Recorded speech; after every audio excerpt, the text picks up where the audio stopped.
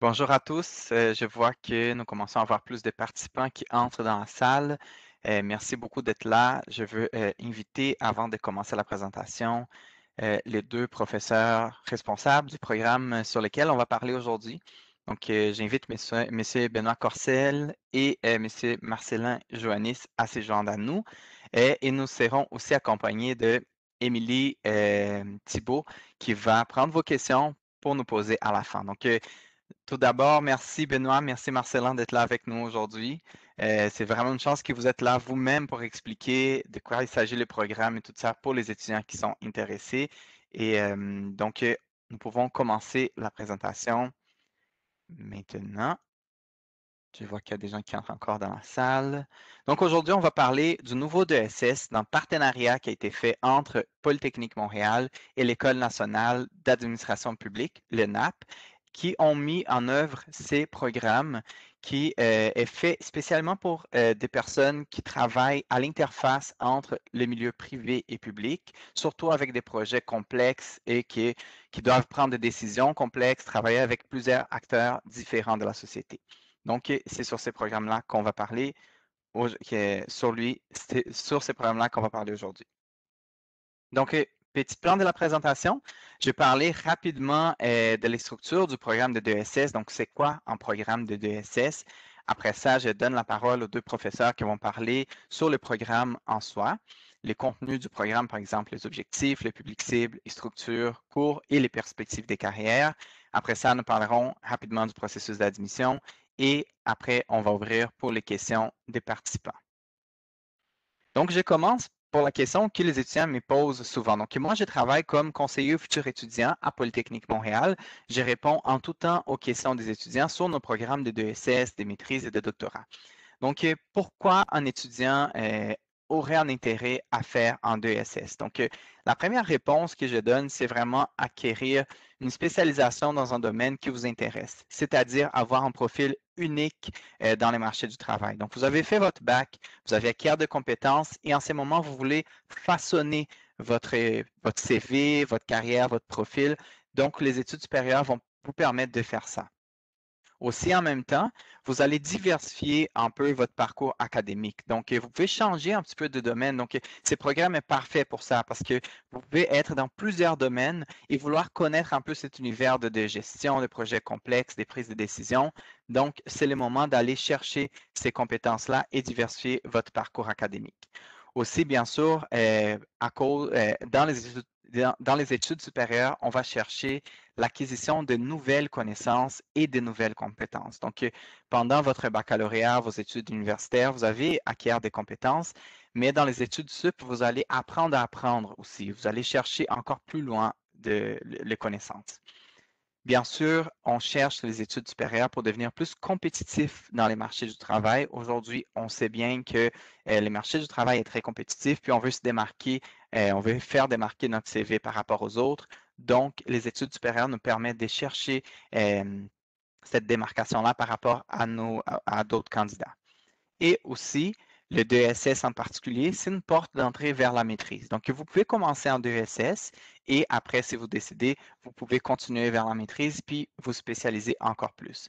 Donc, si je peux résumer tout ça que je viens de dire, le DESS est là pour que vous puissiez orienter votre carrière en vue d'emploi qui correspond à vos aspirations. Donc, personnaliser votre carrière, acquérir des compétences, définir votre profil dans les marchés du travail. Donc, la structure d'un programme général de DESS, on parle particulièrement de celui-là. Donc, pour ceux qui se demandent, c'est quoi l'acronyme de DESS? C'est un diplôme d'études supérieures spécialisées. Donc, le nom en dit tout. C'est un programme qui va vous permettre de vous spécialiser sur un sujet défini. Donc, dans ces programmes, vous allez faire environ 10 cours. On parle de 30 crédits. Et dans le cas de ces programmes, on va voir un petit peu plus tard avec les deux professeurs. Euh, vous allez faire des cours à Polytechnique et à l'ENAP. Donc, c'est environ 10 cours, 30 crédits. Après ça, vous allez recevoir votre diplôme soit de Polytechnique Montréal, soit de l'ENAP. Donc, le diplôme que vous allez avoir, c'est le diplôme de l'université à laquelle vous êtes inscrit. Ça, c'est très important de savoir. Et à la fin, vous pouvez aller directement au marché du travail. Parfois, les étudiants sont déjà, si je vous parle, vous êtes en ce moment déjà, je ne sais pas si vous travaillez dans une municipalité, une firme de génie conseil, vous allez revenir vers le marché du travail avec ces nouvelles compétences. Ou sinon, si vous voulez, vous pouvez passer à la maîtrise et tous les cours que vous avez faits pendant vos DESS vont être crédités dans le cadre d'une maîtrise professionnelle. Donc, c'est le moment que je passe à la parole à Benoît et à Marcelin. Donc, je vous laisse aller de l'avant avec la présentation. Merci. Parfait, merci beaucoup Renato. Bonjour à tous. Je suis Benoît Courcelles, donc co-responsable de ce DESS en gestion des systèmes et projets complexes d'intérêt public. Donc, on va vous faire une présentation en deux temps. Dans un premier temps, je vais vous présenter les besoins, les objectifs et à qui s'adresse cette nouvelle formation. Et puis, dans un deuxième temps, mon collègue Marcelin Joannis, donc, qui est le deuxième co-responsable de ce DESS, va vous présenter donc, la structure, concrètement la structure de la formation, à quel cours vous allez pouvoir assister. Donc, au niveau des besoins, donc c'est pas un programme qui est venu de nulle part, il répond vraiment à des besoins concrets qu'on a identifiés. Donc, ce sont des besoins de formation à une interface entre l'administration publique et le secteur privé. Donc, il rejoint les deux côtés de la barrière. Donc, on peut très bien être employé de l'administration publique ou du secteur privé et suivre cette formation-là. Donc, il s'adresse aussi bien aux administrateurs et aux ingénieurs publics, aux gestionnaires et aux ingénieurs du secteur du privé.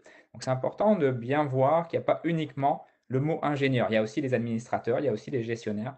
Donc, c'est une formation qui s'adresse à différents types de profils. On pourrait penser qu'à l'école polytechnique, on s'adresse juste aux ingénieurs, mais pas du tout. Là, c'est une formation qui est beaucoup plus transversale. Si on pense à une hiérarchie dans une entreprise, dans une administration, ben, quand on monte dans la hiérarchie, on va avoir une responsabilité, en responsabilité éventuellement des contrats publics. Et bien, il y a plusieurs profils qui peuvent amener à cette responsabilité-là. Donc, on s'adresse à tous ces profils, donc un public très très varié. Donc, peu importe votre formation, il y aura certainement un intérêt, une possibilité de rentrer dans ce DESS-là. Donc, on vous montrera un peu plus tard les conditions d'accès, mais ça touche vraiment différentes formations, différents bagages que vous pourriez avoir. Donc, c'est aussi pour répondre à un besoin de relève de haut calibre. Hein. Donc, on reste toujours dans des hauts standards et vous verrez les conditions d'admission à ce DESS un peu plus tard, mais pour former des personnes qui comprennent les enjeux donc socio-économiques, technologiques, organisationnels, politiques et éthiques. Donc tout ce qui est mentionné là, donc finalement qui peut se résumer en des enjeux sociétaux. Donc comprendre l'impact des différents contrats sur la vie en société, sur les usagers, sur le public en général. Donc c'est une formation vraiment très transversale et qui n'est pas axée contrairement à d'autres formations qu'on a à Polytechnique, qui est très très spécifique en structure, qui est très spécifique en géotechnique ou en génie logiciel, par exemple, on a vraiment beaucoup de formations très variées. Là, c'est une formation beaucoup plus transversale, donc qui va toucher d'autres fibres dans votre bagage professionnel. Et ce qui est important de voir maintenant sur la droite de la diapo que vous avez, ce sont les types de contrats. Donc, un exemple une synthèse des contrats publics donc, passés par 288 organismes, donc régis par la loi des organismes publics. Et on peut regarder les différentes parts du gâteau. Donc on voit qu'il y a des travaux de construction en bas à gauche, donc c'est un montant important, mais ce n'est pas uniquement ça. Vous voyez qu'il y a aussi des services qui sont aussi une part importante du gâteau et aussi les approvisionnements. Donc ce nouveau DESS s'adresse pas uniquement aux travaux de construction, donc il s'adresse à ça, mais pas uniquement à ça. On peut penser à des fournitures de services informatiques, par exemple, ou différents types d'approvisionnement. Et donc c'est pour ça qu'on a mis en place une co-direction à Polytechnique là, pour répondre à ces différents volets. Moi, personnellement, je suis dans le département donc, de génie civil, géologique et des mines, donc plutôt vraiment orienté travaux de construction. Et mon collègue Marcelin Joannis, donc dans le département magie, donc mathématiques appliquées génie industriel, va pouvoir toucher aux autres services. Donc on a vraiment conscience de l'ensemble des différents types de contrats publics auxquels vous pourriez avoir affaire. Donc, ce n'est pas uniquement ingénieur et ce n'est pas uniquement génie civil. C'est vraiment très varié dans les profils, dans les bagages que vous pourriez avoir et aussi très varié dans les domaines d'application. Donc, voilà pour l'introduction sur l'initiative, disons, de cette formation de DESS, ça pour répondre à des besoins concrets. Donc, si on passe maintenant aux objectifs du programme, donc il y en a trois qui sont listés ici. D'abord, c'est de bien comprendre la logique des décisions politiques et de gestion des systèmes et projets complexes d'intérêt public. Si on passe du côté de l'entreprise qui a répondu à un appel d'offres et qui a obtenu un marché, ben, il faut comprendre comment ces actions vont s'insérer dans l'action publique. Et puis, on pourrait en penser à un entrepreneur qui doit faire un bâtiment. On pourrait dire, bah, si, je vais beaucoup plus vite si je fais telle et telle chose en premier dans le bâtiment. Oui, mais on doit s'assurer de la continuité du service. Donc, il y a des enjeux à respecter. Et donc, même s'il y a une ligne droite qui vous permet de réaliser les travaux beaucoup plus rapidement, il faut bien comprendre tout l'écosystème public derrière et il y a une continuité de service à assurer. Donc, ça permet de sensibiliser les gens, donc du côté des entrepreneurs, par exemple, aux enjeux sociétaux et aux besoins de continuité de service. Donc, ça qui est de la prérogative des gouvernements ou autres entités publiques. Puis à l'inverse, de l'autre côté de la barrière, si on prend le côté des décideurs publics, donc ils doivent prendre des décisions en gérant des risques pour les travaux, pour les différents contrats d'approvisionnement. Et il faut qu'ils prennent des décisions de qualité, des décisions éclairées. Donc il faut qu'ils comprennent également que oui, il y a un impact sur le public, mais également sur l'entreprise qui doit réaliser les travaux et comprendre les enjeux que cette entreprise a, donc les travaux ou l'approvisionnement. Donc s'il y a une première solution qui ne marche pas, peut-être que c'est peut-être pas la deuxième, c'est peut-être la troisième ou la quatrième, si on intègre les différents enjeux, donc à la fois de respecter les enjeux publics et les besoins de la population en général, et puis les séquences de travaux ou d'approvisionnement, donc l'ordonnancement qu'on doit placer dans la réalisation du contrat. Donc les deux côtés, on a tout intérêt à bien se comprendre, donc les enjeux mutuels, et c'est vraiment ce que vise à faire ce nouveau programme de DESS là. Donc des profils très très variés et pas uniquement du côté du public, mais également du côté du privé. Et ça permet aussi, donc un des objectifs, c'est donc, de choisir donc, les arrangements institutionnels qui vont permettre d'intégrer différentes parties prenantes. Quand on parle de marché public et complexe, a priori donc pour le DESS qui nous intéresse aujourd'hui, on a beaucoup de parties prenantes de la société civile. Donc, ce n'est pas uniquement l'entité publique qui va passer le contrat et l'entreprise, c'est vraiment tout ce qui rayonne autour, tout l'écosystème qu'on a autour. Et il faut intégrer cet écosystème-là le plus en amont dans les décisions possibles, parce qu'une fois que le marché public est passé, on a beaucoup plus de difficultés à le modifier. On peut penser à tout simplement des associations de cyclotouristes qui vont être intéressées si on parle du transport, à des organismes communautaires locaux très, très ancrés dans des quartiers, des OBNL. Donc, il y a vraiment beaucoup d'intervenants qui seraient intéressés à avoir un impact ou au moins à être écoutés lors de la prise de décision en amont d'un marché public, avant même d'établir donc finalement tout le dimensionnement de l'ouvrage qui sera réalisé ou la sélection du programme informatique qui sera mis en œuvre. Il y a des usagers qui pourraient avoir à donner leurs besoins ou exprimer leurs besoins et qu'il faudrait entendre. Donc, c'est vraiment de pouvoir intégrer toutes ces parties prenantes-là très, très en amont et pas attendre d'avoir à réaliser le projet. À ce moment-là, on pourra avoir une complexité impossible à gérer ou on pourrait tout simplement pas répondre à leurs attentes ou alors ça coûterait beaucoup plus cher ou alors ce serait beaucoup plus long à réaliser. Donc, le plus en amont possible d'intégrer le plus de personnes possible. Donc, voilà vraiment pour les trois enjeux. C'est un enjeu de sensibilisation d'un côté, donc du public vers le privé, du privé vers le public, et puis aussi d'intégration des différents acteurs. Donc très très large. Maintenant, à qui s'adresse le programme? Vous l'avez compris, s'adresse aussi bien aux administrateurs, gestionnaires et ingénieurs, donc du côté public, qu'aux gestionnaires et ingénieurs du côté privé. Donc vraiment tous les types de formations. Vous êtes tous les bienvenus parmi l'assistance. Là, si vous avez des formations qui ne sont pas initialement une formation d'ingénieur, vous pouvez tout à fait intégrer ce nouveau DESS-là. Donc des deux côtés de la barrière, comme je le disais. Et c'est valable si vous êtes en entreprise et que vous voulez donc en entreprise ou dans l'administration publique, vous voulez développer des nouvelles compétences pour éventuellement prendre une responsabilité de gestion de marché public. Mais c'est aussi valable si vous êtes finissant ou nouveau diplômé et que vous vous orientez. Donc dès maintenant, vous savez que vous voulez vraiment œuvrer à cette interface entre l'administration publique et les firmes donc, de génie conseil qui vont vraiment d'avoir à travailler ensemble pour tout de suite vous démarquer et avoir une formation adaptée à ce type d'emploi particulier. Donc, des besoins qui ont été identifiés, donc qui sont très très vastes, qui touchent à tous les domaines.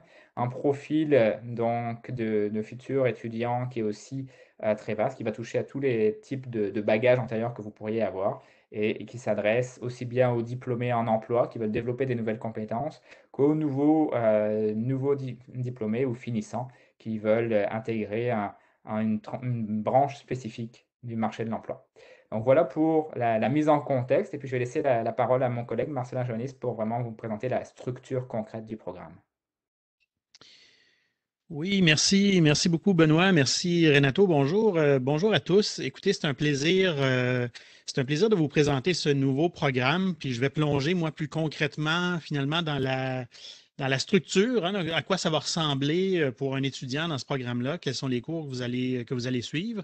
Benoît l'a mentionné brièvement tout à l'heure. Moi, je suis professeur à Polytechnique, mais ce qui peut surprendre, là, je ne suis pas un professeur ingénieur à Polytechnique, je suis professeur d'économie à Polytechnique. Et donc, c'est justement la preuve là, qu'à Poly, on a cette diversité aussi d'expertise et qu'on souhaite accueillir aussi cette diversité de clientèle également.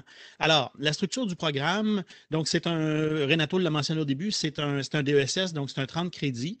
Si on considère que les cours sont de 3 crédits en général, donc c'est un programme de 10 cours en fait, que vous aurez à suivre. Et on l'a conçu et on a passé beaucoup de temps avec les gens de l'ENAP à aller vraiment chercher dans notre offre de cours ici à Poly et l'offre de cours à l'ENAP un programme où les expertises complémentaires des deux institutions vont ressortir et le programme reflète bien ça. Alors, vous allez suivre essentiellement la moitié de vos cours à l'ENAP et la moitié de vos cours à Polytechnique. C'est l'objectif qu'on s'est fixé avec ce programme-là. Alors, il y a un bloc de cours obligatoire, un bloc de cours optionnel, un bloc de cours au choix. Je vais revenir dans un instant sur le bloc de cours optionnel. Je vous parle brièvement du bloc de cours obligatoire. Donc, 4 cours pour un total de 12 crédits et c'est 2 cours par université. Alors, du côté de Polytechnique, on a un cours qui est plutôt un cours d'économie. Bon, je suis économiste moi-même, c'est aussi moi qui enseigne normalement ce cours. Alors, c'est pas peut-être inconsciemment pourquoi je l'ai mis en première position dans la liste ici. Alors, d'abord, un cours sur les enjeux économiques des contrats publics. Vous aurez ensuite aussi de l'offre de cours de Polytechnique, un cours plus axé sur la gestion de projet, puis en particulier sur la gestion des grands projets. Ces 2 cours-là proviennent de l'offre de cours du département de mathématiques et génie industriel que vous reconnaissez par le sigle IND de nos cours de Polytechnique. Vous allez voir dans les cours optionnels, il y a aussi des cours du département de génie civil, qui est le département auquel Benoît appartient. Là, ce sont les cours qui sont identifiés CIV. Du côté de l'ENAP, 2 cours obligatoires aussi. Un qui est plutôt sur la mise en contexte, les principes, les enjeux, peut-être un peu plus général dans son approche de l'administration publique. Et ensuite, un cours axé sur le management public. Donc, vous avez vraiment là, 4 grands domaines de compétences qui sont couverts: économie, gestion de projet, administration publique et management public. Alors, une bonne base qui doit être commune à tous les étudiants qui vont sortir de ce programme-là, qu'ils soient inscrits à Poly ou qu'ils soient inscrits à l'ENAP. Les cours au choix, en fait, juste un petit mot là-dessus. Donc, autant vous avez des cours obligatoires et ensuite vous aurez des listes spécifiques pour les cours optionnels.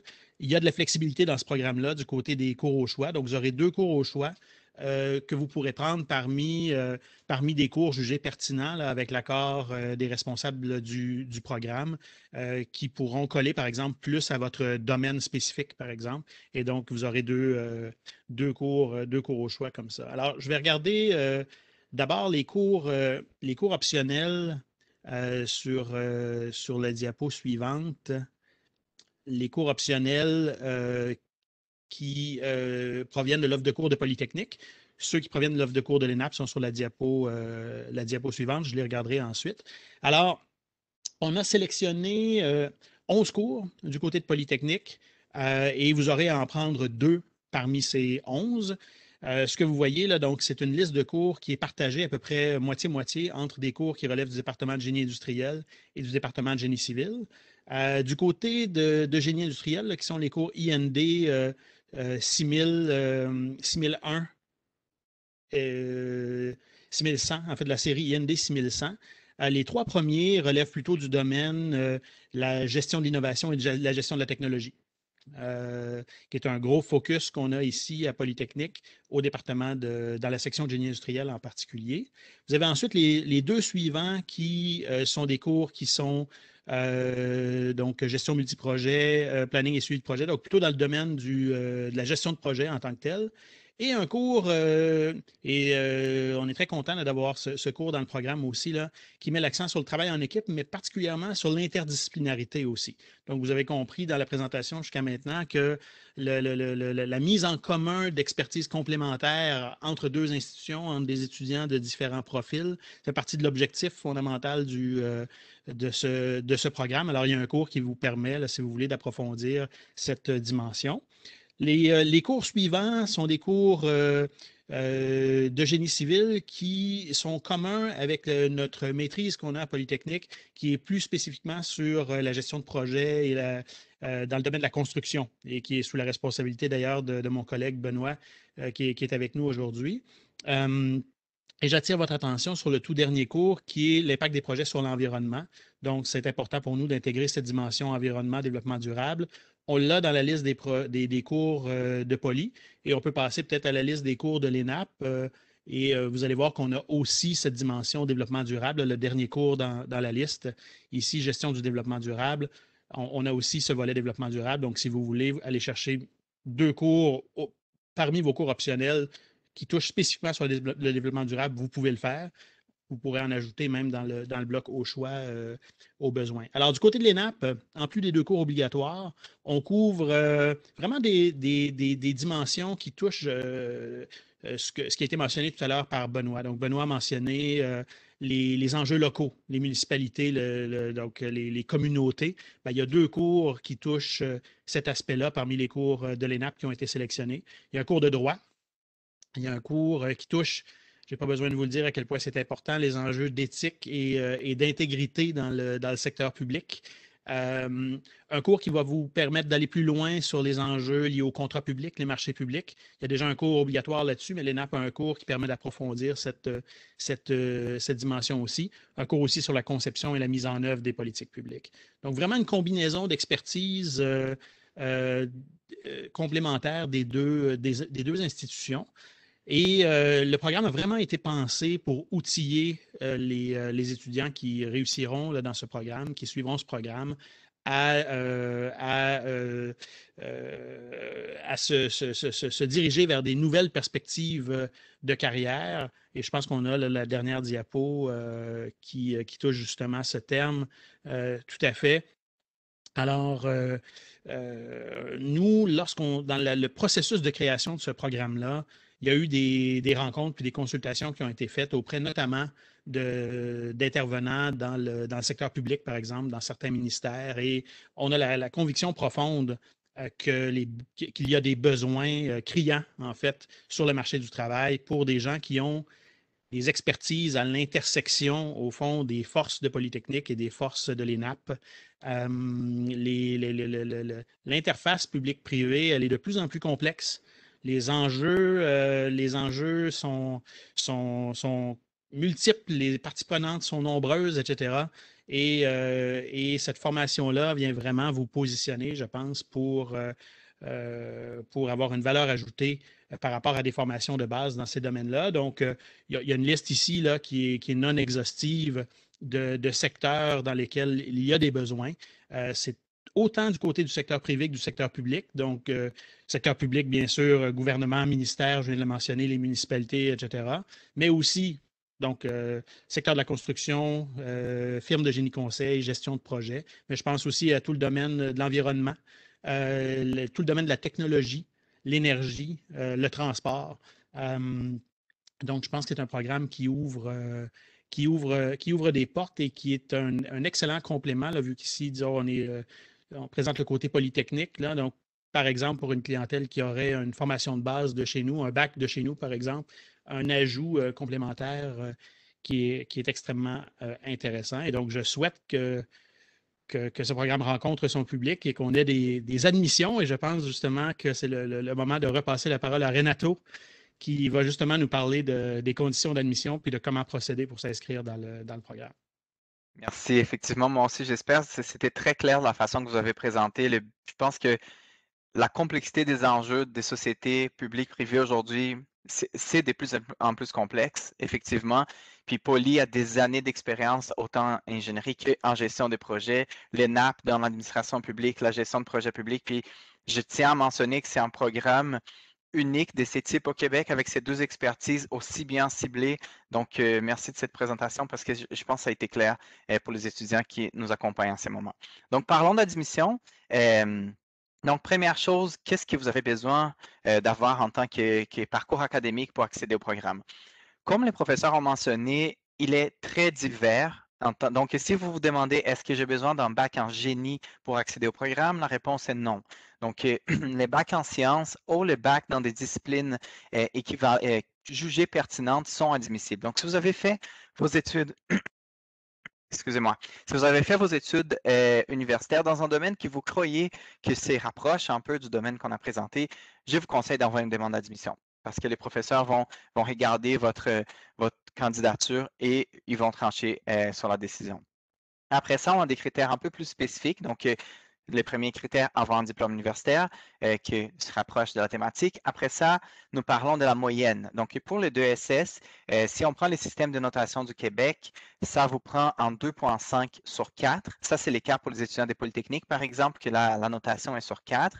Ou si on parle, par exemple, de l'Université de Montréal, que la notation est sur 4,3, ça prend en 2,7 ou l'équivalent agréé par Polytechnique Montréal. Puis on dit ça parce que si vous avez beaucoup d'expérience dans les milieux publics ou dans la gestion, si vous avez travaillé pendant des années dans des secteurs pertinents et vous êtes un peu au-dessous de la moyenne, je vous conseille quand même d'envoyer la demande d'admission. Elle va être évaluée. Ce n'est pas garanti que vous allez être accepté, mais je vous conseille quand même d'envoyer votre demande. Et bien sûr, on demande de respecter certaines conditions linguistiques, notamment les niveaux de français. C'est un programme qui est donné à son entièreté en français. Donc, on demande la connaissance du français. Si vous avez étudié au Québec dans une université francophone, vous n'avez pas envoyé de documents dans ce sens-là. Si vous avez étudié à l'international, peut-être que vous allez devoir passer en test de langue. Donc, l'admission est très simple de se faire. Voici les liens où vous allez pouvoir voir tous les détails sur l'admission. Bref, vous allez remplir un formulaire d'admission, transmettre des documents par courriel et attendre la réponse. Ce n'est pas très difficile, donc je vous conseille si vous êtes intéressé. Bien sûr, en ce moment, c'est le moment de vous informer. Si vous avez des questions aujourd'hui, gênez-vous pas. On va entrer dans la période de questions, mais de vous informer sur les programmes et aussi dans tous les processus d'admission, les questions qui concernent les contenus du programme, les perspectives des carrières, les cours, vous pouvez les poser à l'un des deux profs qui sont avec nous aujourd'hui. Si vous avez des questions sur votre demande d'admission, vous pouvez écrire à moi ou à mes collègues à l'équipe du service de recrutement. Donc, les dates limites d'admission. Donc, ça, c'est très important. La prochaine date limite, c'est le 1er juin. OK? Si vous êtes étudiant canadien ou résident permanent du Canada, vous pouvez envoyer jusqu'au 1er juin pour commencer vos études en septembre de cette année. Donc, vous avez le temps de commencer les programmes cette année même si vous le souhaitez. Pour les étudiants internationaux, si vous envoyez jusqu'au 1er juin, c'est aussi une date limite, mais pour commencer les études en janvier à la session d'hiver. OK? Donc, que vous soyez étudiant international ou en résident permanent, citoyen du Canada, je vous conseille de préparer votre candidature. Vous avez du temps encore pour l'envoyer. Et aussi, bien sûr, si vous êtes un étudiant canadien et vous voulez commencer en hiver, vous pouvez aussi envoyer votre demande jusqu'au 1er novembre 2021. Donc, c'est là fait le tour. Je vous laisse ici quelques adresses importantes, soit la page qu'on a créée pour le programme, donc polymtel.ca, /futur, /ES, /poly, /ENAP. Vous allez avoir toutes les informations sur le programme. Aussi, les courriels de conseillers futurs étudiants, dont moi, donc c'est là où on va vous répondre. Les courriels des responsables de programme, si vous avez des questions plus spécifiques, vous pouvez leur écrire aussi. Et aussi, les détails sur les processus d'admission sont tous sur le site polymtel.ca, /futur, /ES. Donc, on peut passer à la période de questions en ce moment. Je ne sais pas si vous avez déjà transmis des questions par les chats. Si c'est le cas, Émilie, tu peux à tout moment prendre la parole. Sinon, vous pouvez nous écrire par les chats. C'est important d'écrire write to everyone. Comme ça, on peut voir les questions et Émilie va nous poser. Émilie, est-ce que quelqu'un a déjà posé des questions? Et sinon, je vous invite à les faire. Pas pour le moment. En fait, je pense que tout était très limpide pour les, les participants. Donc, n'hésitez pas en fait à nous écrire comme Renato le mentionne. Donc, en attendant, peut-être que quelqu'un nous pose des questions. J'invite les profs peut-être à donner quelques exemples de métiers qui pour lequel ces diplômes peuvent être une grande valeur ajoutée, comme bien sûr, c'est très vaste. Je pense que vous avez très bien expliqué à quel point ça peut être utile dans tout, mais est-ce que vous avez en tête quelques exemples que vous avez déjà vus dans les concrets ou qui peuvent apparaître?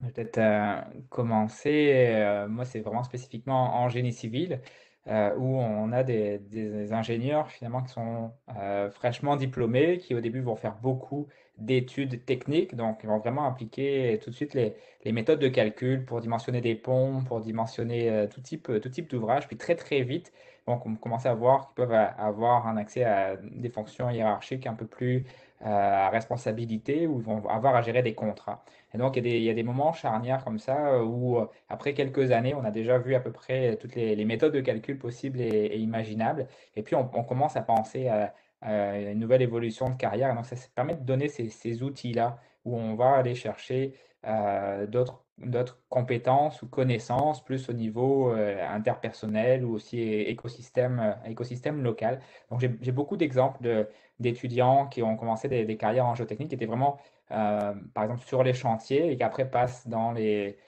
bureaux et commencent à faire un peu plus de conception et à aller vers les responsabilités. En fait, c'est vraiment cet élément, ce moment charnière-là. Donc, ça s'applique au génie civil, mais ça peut tout à fait s'appliquer dans d'autres domaines. Donc, des exemples, oui, j'en ai beaucoup et peut-être trop pour tous les présenter, mais d'une manière générale, c'est ce type d'évolution qu'on voit très très régulièrement. Donc très vite, et peut-être parfois plus vite qu'on pense, on peut évoluer vers des postes où on a besoin d'autres compétences que juste les calculs. Si on n'a pas d'autres questions pour l'instant, je peux peut-être renchérir un peu sur ce point. Moi, comme professeur d'économie à Polytechnique, ben, le profil typique des étudiants qui viennent me voir sont des étudiants qui arrivent vers la fin de leur bac à Poly, peu importe le domaine, hein. Ça peut être en aérospatial, en civil, en industriel ou autre. J'ai vraiment des étudiants de tous les génies qui viennent me voir et qui me disent je suis très heureux d'avoir fait ce bac à Polytechnique dans un génie spécifique, mais je me vois plus peut-être comme un décideur, par exemple, dans ma carrière à venir. Est-ce qu'il y a quelque chose que vous suggérez de faire? Ben, ce programme-là répond un petit peu à ce questionnement-là. Pour un étudiant qui vient de terminer, par exemple, un bac dans un de nos génies, par exemple, ou une discipline connexe, ben, c'est l'occasion de venir chercher des compétences qui vont pouvoir être mises en application dans des postes qui sont peut-être un petit peu moins techniques ingénieurs dans un sens, mais qui doivent gérer cette nouvelle complexité. Benoît mentionnait le domaine des contrats publics, par exemple. Ben, de plus en plus, le domaine des contrats publics se complexifie. Plutôt que d'octroyer les contrats aux plus bas soumissionnaires conformes, on encourage les donneurs d'ouvrages à prendre en compte toute une série de critères de qualité, des critères environnementaux, des critères sociaux aussi, etc. Donc ça implique de consulter des parties prenantes qui sont nombreuses et assez rapidement, là, la tâche, pour bien la faire, devient une tâche qui est colossal et qui est très complexe, qui est technique en soi, en fait, mais qui est un domaine, qui est un domaine de compétences et d'expertise propre. Et donc, c'est un exemple concret, je pense, de champ, mais là, je pense à des municipalités, par exemple, qui de plus en plus doivent faire cela, des ministères. Tout à l'heure, les statistiques qu'on montrait, là, c'était 288, je pense, organismes publics, là. Et donc, ce sont des enjeux auxquels font face là, vraiment une multitude d'organismes et qu'il y aura des besoins assez variés dans des domaines assez variés aussi pour des gens qui maîtrisent à la fois le côté technique, mais aussi les différents enjeux de l'administration publique dans une perspective interdisciplinaire et multiple.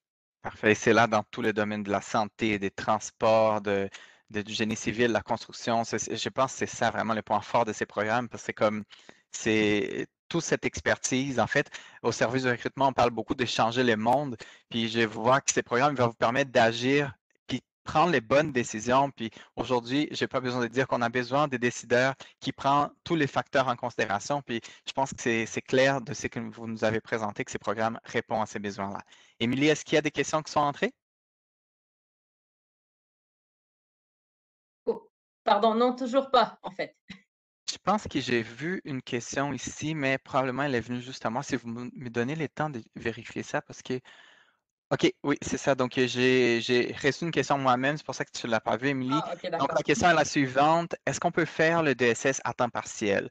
Donc, je me permets de répondre, oui, il peut être fait à temps partiel. J'apporte juste une nuance, seulement les étudiants canadiens et résidents permanents peuvent faire des programmes à temps partiel. Donc, la réponse est oui. La réponse est oui si vous êtes citoyen du Canada ou québécois. Pour les étudiants internationaux, il faut étudier à temps plein. Donc, je crois que c'est la seule question. Ah, sinon, j'en avais une, en fait. Oui, allez-y, Émilie. Non, en fait, c'est un peu par rapport à ce que tu disais tantôt, Renato, comme quoi, après avoir fait un DESS, ça peut être un plongeon vers la maîtrise. Donc, la différence, en fait, c'est 15 crédits seulement. Donc, c'est le stage. C'est exact? Exactement, c'est les stages ou même un projet de recherche avec un professeur, peut-être l'un des deux professeurs qui sont avec nous aujourd'hui, je ne sais pas, mais si c'est la maîtrise recherche, ça part vers un projet de recherche. Si c'est la maîtrise professionnelle, c'est un stage. Donc, c'est les deux chemins possibles après que vous faites un DESS à Polytechnique. Donc, c'est un chemin vers la maîtrise, effectivement. Puis, est-ce qu'on peut avoir quelques exemples de stages qu'on pourrait effectuer, dans le fond, avec ce DESS qui deviendra en fait une maîtrise? Je n'ai pas d'exemple en tête en ce moment. Je ne sais pas si les profs ont d'exemples en tête en ce moment, mais Émilie, j'aurais une tendance à te dire que c'est tellement vaste comme possibilité. Si je vois bien, les profs me corrigeront, mais par exemple, des stages en génie industriel, juste si tu t'es spécialisé dans la prise de décision, la gestion de projets, ça va t'ouvrir des portes dans des domaines, puis surtout dans des domaines d'intérêt de la personne qui a fait le DSS. Donc, je pense que c'est très vaste. Je ne sais pas, Marcelin, Benoît, si vous avez une idée. Ben, je peux peut-être plonger. En fait, évidemment, côté stage, ben, je vois effectivement une multitude de stages possibles là, dans tous les secteurs qu'on a mentionnés jusqu'à présent.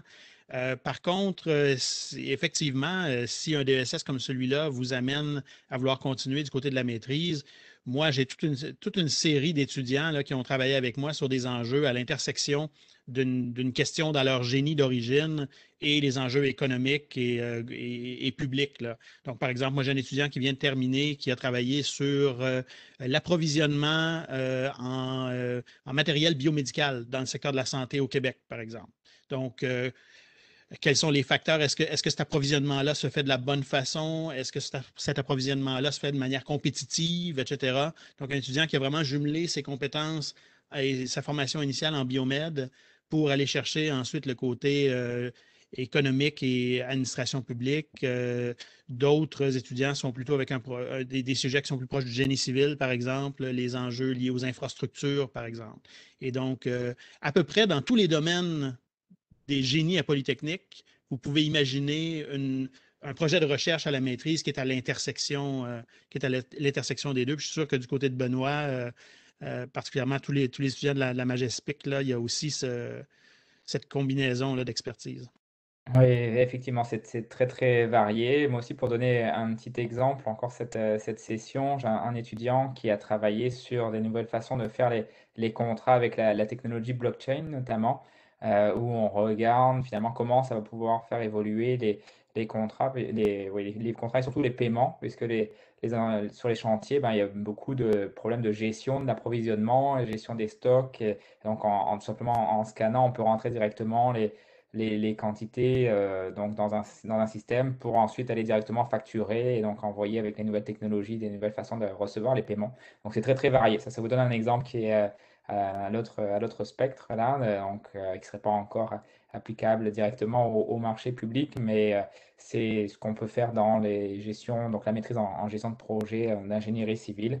Et pour ce DESS-là, si on le transforme en maîtrise, il y aurait aussi possibilité de trouver plein de sujets et qui vont évoluer aussi dans le temps parce que les technologies évoluent.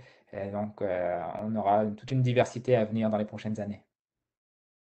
Donc, Parfait. merci beaucoup pour les éléments de réponse. Là. Je suis sûre que ça a suscité l'intérêt chez plusieurs. Ça a d'ailleurs suscité quelques questions. Donc, pas en lien directement avec ce que vous avez dit, mais bon, différentes questions ont émergé. Donc, premièrement, est-ce que le DESS offre des cours de soir pour ceux, en fait, qui travaillent à temps plein le jour? Oui, effectivement. Il y a des cours de soir, notamment donc les cours en génie civil dont je suis responsable, comme ils sont intégrés aussi dans la maîtrise en gestion de projet d'ingénierie civile et qui s'adressent à des personnes en emploi. Donc, on fait soit des cours de soir, soit des cours également le week-end. Donc, parfois le vendredi après-midi et le samedi. OK, donc une bonne flexibilité à ce niveau-là. Ouais, je peux peut-être compléter du côté des cours de sigle IND. Tous nos cours de sigle IND 6000, là, on a comme pratique pour la plupart de les donner soit à la plage horaire, jamais avant la plage horaire de 16 heures, en fait. Donc, typiquement, il peut y avoir des exceptions, là, mais en général, ils se donnent soit à la plage horaire de 16 heures ou soit à la plage horaire de 19 heures. Donc, on a de façon générale cette préoccupation pour offrir les cours plus tôt en fin de journée pour accommoder la clientèle à temps partiel, la clientèle en exercice. Et j'attire votre attention sur le fait que plusieurs des cours de l'ENAP se donnent en ligne aussi.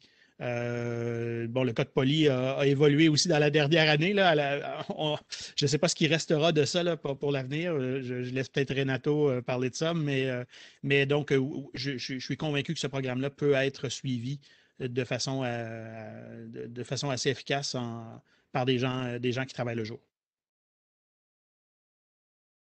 OK, très bien. Renato, est-ce que tu voulais renchérir là-dessus ou je pose la prochaine question? Je pense que la réponse est complète. Pour ce que Marcelin vient de mentionner, pour l'automne, les cours seront donnés, les formations qu'on a en ce moment, ce qui vont être données majoritairement en présentiel, mais je dirais qu'on est encore loin de la décision finale, concrète.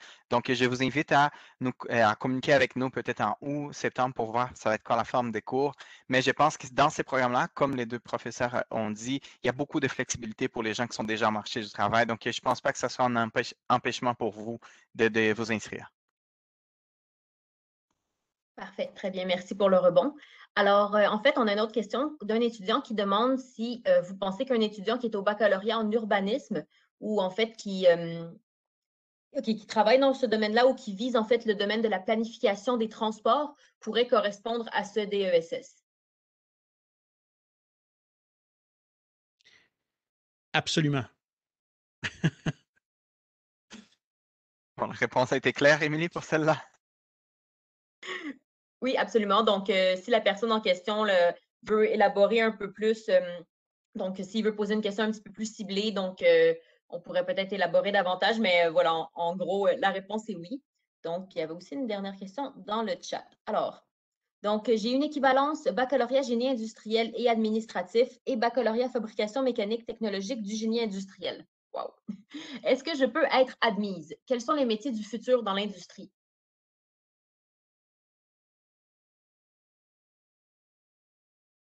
Est-ce que vous voulez répondre? Je commence à répondre que oui, vous répondez au critère minimal d'admissibilité. Vous avez tout ce qu'il faut pour être admise.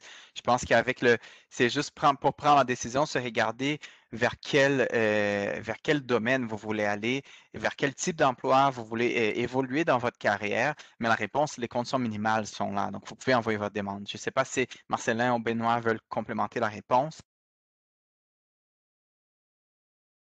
Oui, tout à fait. Donc, Renato, évidemment, je te laisse sur la question des équivalences, là. Donc, si je comprends bien, les équivalences ouvrent la possibilité de suivre le programme. Alors, c'est très bien. Les domaines, évidemment, bon, moi, moi, je suis moi-même dans la section de génie industriel, sans être un ingénieur industriel. Plusieurs de mes collègues autour de moi ont une formation en génie industriel, mais plusieurs ont aussi une formation en génie mécanique. Puis tout ce qui touche à la gestion de la technologie, ben, c'est notre domaine. Alors, on diplôme beaucoup d'étudiants dans ces domaines-là à chaque année. Donc, on a non seulement la conviction, mais la preuve qu'il y a des emplois d'avenir. C'est un domaine, je pense, où l'interface avec le secteur public est particulièrement importante. Je pense à tout ce qui touche autour des politiques d'innovation, par exemple, que les gouvernements mettent en place pour encourager l'entrepreneuriat technologique, le développement de nouvelles technologies, comment les nouvelles technologies rencontrent leur marché, qu'ils soient privés ou publics. Donc, moi, en tout cas, pour n'importe quel étudiant qui sort du bac en génie industriel de chez nous et qui souhaite poursuivre dans ce programme-là, pour moi, la complémentarité, elle est évidente et il y a déjà plusieurs cours dans la liste des cours optionnels, là, je pense, stratégie technologique, aide à la décision, gestion de l'innovation, qui touchent vraiment au domaine de la technologie dans une perspective élargie de génie industriel, génie des systèmes. Parfait. Émilie, si je vois bien, je pense qu'on a fait le tour de questions. Il y avait une autre question par rapport au temps partiel, mais je crois qu'elle a déjà été répondue. Donc, la personne a demandé est-ce qu'il y a des cours qui sont donnés pas des jours. Donc, oui, il y a des cours de soir. Donc, la réponse est oui. Et je pense que ça Il y a fait une le tour. Oui, pardon, il y a vas-y. une dernière question. Donc, en fait, malgré que je ne viens pas du domaine de l'ingénierie, est-ce qu'il y a des cours ou sujets qui seraient limitants si je n'ai pas de connaissances dans le domaine de l'ingénierie? Donc, en fait, c'est l'étudiant en urbanisme. Oui, je peux peut-être la prendre au bon, celle-là. Puis Benoît, tu pourras peut-être compléter sur le volet des cours CIV. Je sais que moi, de mon côté, j'ai fait mon maître mot là, dans ce dossier-là, ça a été de sélectionner justement un ensemble de cours du côté de l'ENAP et du côté de Polytechnique qui justement ne causeraient pas de limitation à des étudiants qui n'auraient pas de background en génie. Donc, ma réponse est avec une grande confiance. Alors, la question est posée, est-ce que ce serait limitant? Ma réponse est non, avec une grande confiance. Ce sont des cours, ceux qu'on a inclus dans le programme, qui sont conçus pour être suivis par une clientèle qui ont des backgrounds diversifiés, là. Donc, il n'y a aucune inquiétude à avoir de ce côté-là. C'est la même chose pour les cours CIV, donc en génie civil, où ce sont des cours qui sont extraits de la maîtrise en gestion de projet d'ingénierie civile, qui accueille depuis des années déjà des profils variés. Et donc les gens réussissent autant qu'ils aient un profil ingénieur au préalable ou alors un autre profil, donc avec un diplôme pertinent, donc dans les domaines de la gestion de projet d'ingénierie civile pour ce programme spécifique, mais ça peut être beaucoup plus vaste encore pour ce DESS. Donc, non, c'est la même réponse que donnait Marcelin. Donc, c'est ouvert à tout le monde. Il n'y a pas de facteur limitant pour le succès après dans les cours. Parfait.